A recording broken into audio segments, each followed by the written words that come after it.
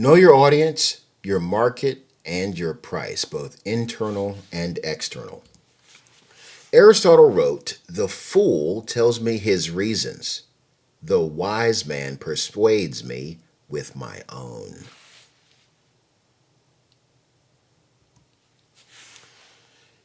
Aristotle is known for his writings on the art of persuasion. Ethos represents that which is our personality and reflects our experiential learning and experiential living that gives us credibility in what we say and what we do. Pathos is our usage of our audience's emotions and influence in their emotions with poetry and the words that evoke and are evocative so that emotions are impacted. Logos are the facts, the quantitative and or qualitative proofs that lend credibility to what it is that we say and what we believe and what we do. It is knowing how to use the combination of ethos, pathos, and logos that will truly shape your art of persuasion. I'm sure you've heard the anecdote of a salesman that's so effective he could sell ice to an Eskimo. I want to tell you the story of one of the most persuasive salesmen I've ever interacted with. It was several years ago, and I was working with an international commercial space satellite sales company. Their market was specifically in Asia, China, Korea, Japan. They had to sell in a language that was not their first language, so there was always a translator. This particular salesman said to press his point, because he knew there was always going to be a loss in translation, he actually studied the poetry of Japan.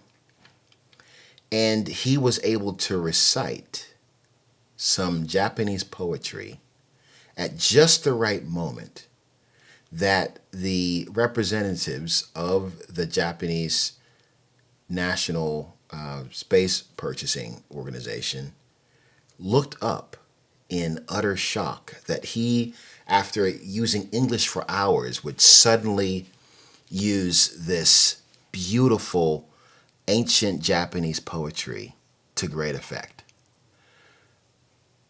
Needless to say, he won the contract. And the contract was a 9-figure contract. So he was using pathos at the right moment to get the result that he desired. I encourage you to think about what it is in your personality that you prefer to use to be persuasive. And the answer to that question is, what is most persuasive to you? Is it the facts, quantitative, numbers, figures, tables, charts? Are you a logos person? Is it evocative language or images? Are you a pathos person?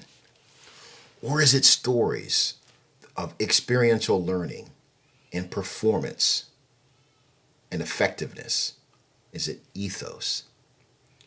Whatever influences you, you will have a higher likelihood of being able to use to persuade others.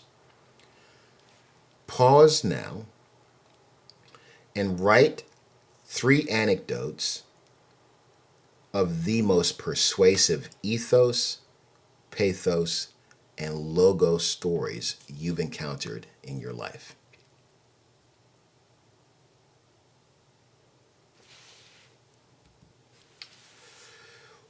What you want to say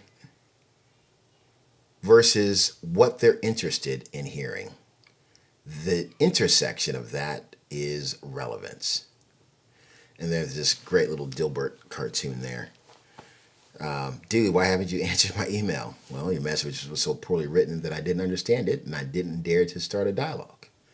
Maybe I should have a talk with your boss. Maybe you should email him.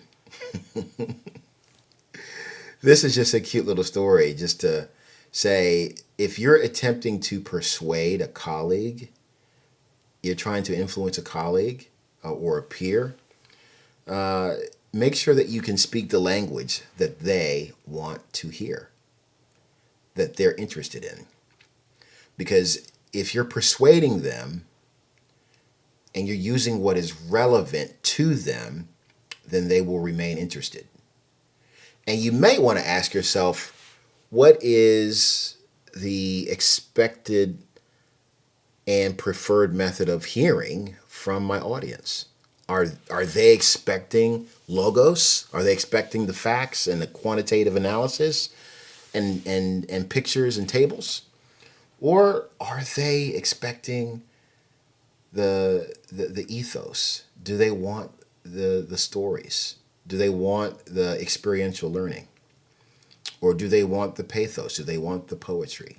What is it that my audience expects? When you know what is relevant, you will be able to persuade.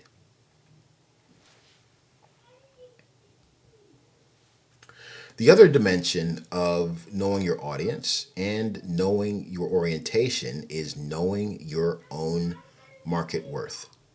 As an individual contributor, your internal price is based on your salary. Go to salary.com and research your title, research your region, and actually screenshot, capture, and analyze what it is that you are projected to be worth, quote unquote worth, by salary, versus what you actually are. And capture that in your Miro and do that analysis.